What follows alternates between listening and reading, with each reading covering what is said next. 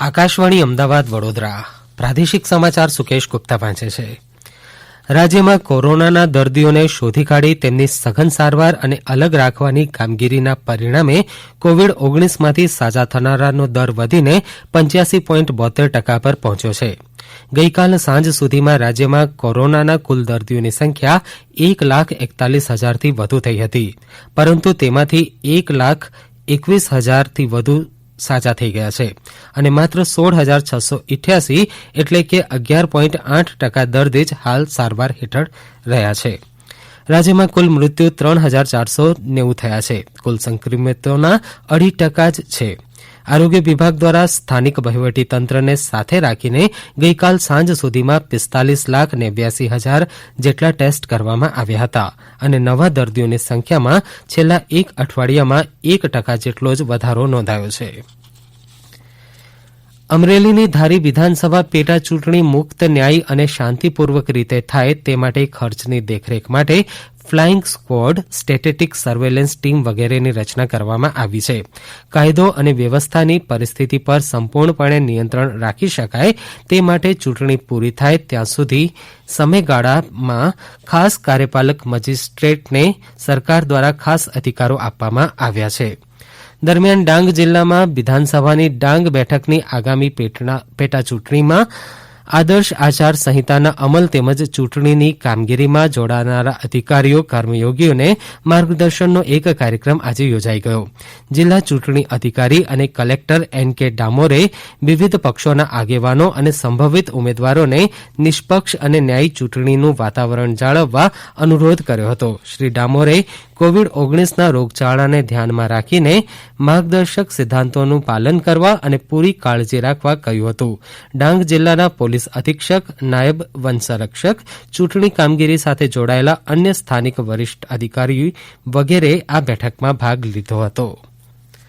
National forensic sciences યુનિવર્સિટીના સૌપ્રથમ vice chancellor તરીકે ગુજરાત ફોરેન્સિક સાયન્સ યુનિવર્સિટીના ડાયરેક્ટરેટ જનરલ ડોક્ટર જે.એમ. વ્યાસની નિમણૂક કરવામાં આવી.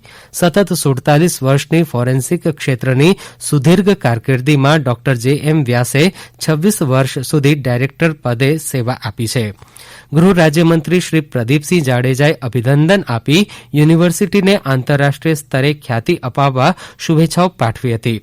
ગૃહ રાજ્યમંત્રી શ્રી પ્રદીપસિંહ જાડેજાએ જણાવ્યું હતું કે ગુજરાતના તત્કાલીન મુખ્યમંત્રી અને દેશના વર્તમાન પ્રધાનમંત્રી શ્રી નરેન્દ્ર મોદીએ રાજ્યમાં ફોરેન્સિક સાયન્સનો વ્યાપ વધારવા દીર્ઘદ્રષ્ટિપૂર્વક ગુજરાત ફોરેન્સિક સાયન્સીસ યુનિવર્સિટીની સ્થાપના કરી હતી. રાજ્ય સ્તરની આ યુનિવર્સિટીએ દેશ વિદેશમાં તેની કામગીરી થકી નામના મેળવ્યા બાદ કેન્દ્ર સરકાર દ્વારા તાજેતરમાં આ યુનિવર્સિટીને રાષ્ટ્રીય કક્ષાનો દરજ્જો એનાયત કરવામાં આવ્યો છે. ત્યારબાદ સૌ પ્રથમ કુલપતિ તરીકે ગુજરાત ફોરેન્સિક સાયન્સીસ યુનિવર્સિટીના ડાયરેક્ટરેટ જનરલ ડોક્ટર જે.એમ. વ્યાસની નિમણૂક કરવામાં આવી છે. દેશ વિદેશમાં ઓફ કેમ્પસ સેન્ટર અને ઓફશોર કેમ્પસની સ્થાપના થકી ફોરેન્સિક સાયન્સના શિક્ષણ, રિસર્ચ, ટ્રેનિંગ અને કન્સલ્ટન્સીનો વ્યાપ દેશ અને દુનિયામાં ફેલાવવા આ યુનિવર્સિટીની ભૂમિકા પાયારૂપ બનશે. પ્રધાનમંત્રી શ્રી નરેન્દ્ર મોદીએ જાણીતા સ્વાતંત્ર્યવીર શ્યામજી કૃષ્ણ વર્માની જન્મજયંતિ નિમિત્તે તેમને ભાવભીની શ્રદ્ધાંજલિ અર્પણ કરી છે. તેમણે જણાવ્યું કે શ્યામજી કૃષ્ણ વર્માએ તેમનું જીવન દેશની સ્વતંત્રતા માટે સમર્પિત કર્યું હતું અને ઘણા દેશવાસીઓને પ્રેરણા આપી હતી. દેશ પ્રત્યેના તેમના દ્રષ્ટિકોણને સાકાર કરવા સૌએ હંમેશા પ્રયત્નશીલ રહેવાનો નિર્ધાર પણ વ્યક્ત કર્યો હતો. ઉલ્લેખનીય છે કે શ્યામજી કૃષ્ણ વર્માનો જન્મ વર્ષ 1857માં કચ્છ માંડવીમાં થયો હતો. તેમણે લંડન ખાતે ઇન્ડિયા હાઉસ ક્રાંતિકારી કેન્દ્રની સ્થાપના કરી હતી.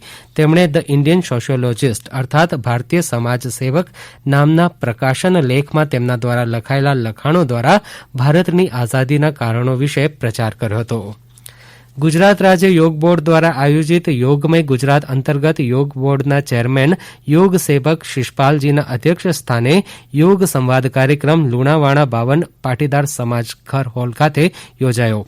એક વર્ષમાં 1 લાખ યોગ ટ્રેનરના સંકલ્પના માધ્યમથી રાજ્યના તમામ શહેરી અને ગ્રામ્ય વિસ્તારોમાં દરેક શહેરી મહોલ્લા, ફળિયા, સોસાયટીમાં ઘર ઘર સુધી યોગને પહોંચાડવાની અભ્યર્થના વ્યક્ત કરી ભોગમય જીવનની જીવનશૈલી બદલી યોગમય બનવા બનવા તરફ યોગ સંવાદ સાધી જનજનને સંદેશ પાઠવ્યો હતો. આ કાર્યક્રમમાં મહીસાગર યોગ ગર્લ તરીકે જાણીતી બનેલી સંતરામપુર નરસિંહપુર પ્રાથમિક શાળાની વિદ્યાર્થીની કુમારી કાજલ રાવતે અદભુત યોગ નિદર્શન કરી સૌને મંત્રમુગ્ધ કર્યા હતા. શ્રી સોમનાથ ટ્રસ્ટ દ્વારા નવનિર્મિત પર્યટક સહાયતા કેન્દ્રમાં લગ્ન મંગળ હોલની સુવિધા શરૂ કરવામાં આવી છે. ખર્ચાળ લગ્ન પ્રસંગોથી સામાન્ય પરિવારના લોકોને પરવડે તેવા નજીવા ખર્ચમાં વેદોક્ત પુરાણોક્ત લગ્નવિધિ સંપન્ન થાય તેવું આયોજન શ્રી સોમનાથ ટ્રસ્ટ દ્વારા કરાયું છે. આકાશવાણી અમદાવાદ વડોદરા કેન્દ્ર પરથી પ્રાદેશિક સમાચાર પૂરા થયા.